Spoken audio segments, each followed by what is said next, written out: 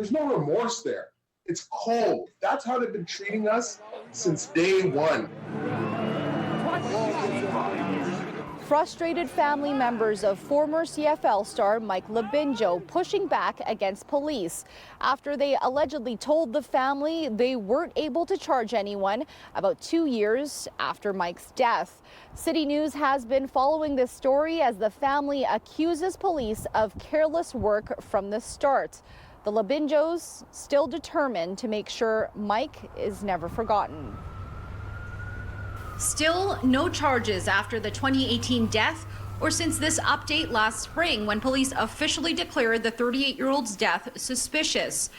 His Toronto family was the first to report missing items from his condo, then pointed police to cameras that captured people emptying the home. They had their chance to confront investigators on how they handled the case ahead of this May 2020 media update.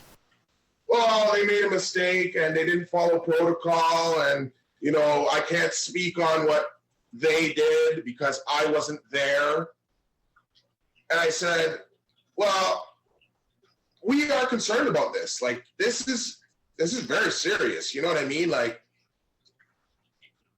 why was none of this done from the get-go? And I explained to them, I said, look, if I hadn't come from Toronto, like this, you guys would never have found the tape, and we would have just thought that Mike had died in his sleep.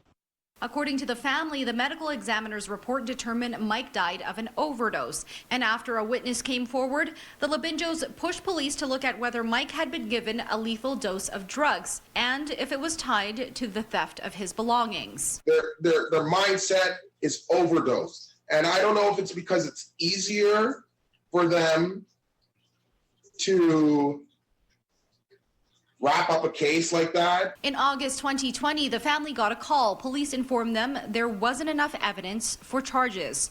Their confidence in CPS badly eroded. The Labinjos say their questions about the investigation were not welcome. It almost felt like they were against us. You know what I mean? It was like, you guys came here and we're telling you that this is what it is.